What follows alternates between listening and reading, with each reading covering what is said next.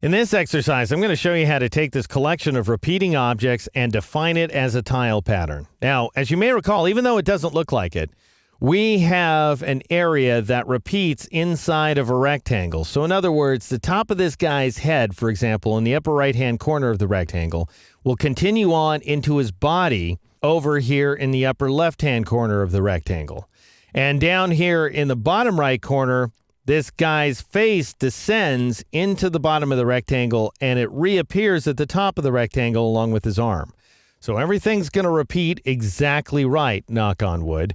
But how in the world do we define this thing as a tile pattern? Well, it's kind of weird the way it works because it goes against a few rules that we've learned so far. I was telling you that if we were using a rectangle to create a clipping mask, this is back in a previous chapter, why then that rectangle has to be in front of everything. Well, for this rectangle to define the tile pattern, it needs to be at the back of the stack. Also, very important, it can have no fill and no stroke.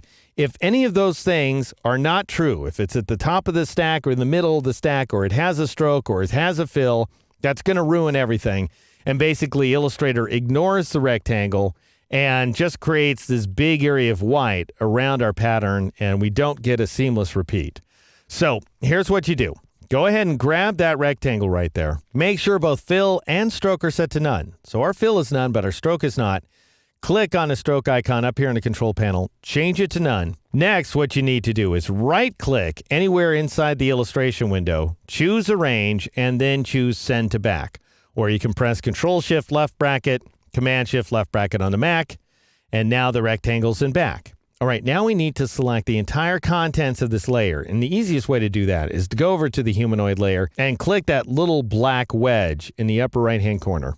And that goes ahead and selects everything, including that rectangle. Very important. And now a couple of different ways to work. One way is you can just go ahead and grab this colossal group of objects here and drag it and drop it into the swatches panel. But if you do that, notice that Illustrator will assign an automatic name. In my case, New Pattern Swatch 5. For you, it might be New Pattern Swatch 1. It really doesn't matter. That's not the way I want to go. So I'll press Control-Z, Command-Z on a Mac to undo the creation of that new tile pattern. And instead, I'll go up here to the Edit menu and choose the Define Pattern command. So you go to a totally different location. And this has a lot to do with the fact that this is a very old feature inside of Illustrator. Tile patterns were first introduced in Illustrator 88, so way back in 1988. And back then, we didn't really have panels like this. And so this command is kind of a leftover. But anyway, you go ahead and choose it. You get the new swatch dialog box, and then you go ahead and name the swatch. And I'm going to call it troglodytes, even though it's kind of a weird word, but that's how it's spelled. And then click OK in order to create that new pattern. Now let's see if it works. I'm going to scroll up to the top of my layers panel. I'm going to turn on that test shape layer right there. I'm going to click on the boundary of that white rectangle, and I'm going to go ahead and assign this troglodyte swatch, and we'll see if it repeats properly, and sure enough, it does. And so thanks to the fact that we drew that rectangle and we drew it properly and we got rid of its fill and we got rid of its stroke and we sent it to back and the whole number, we ended up getting an exactly properly defined tile pattern that repeats seamlessly throughout any path outline.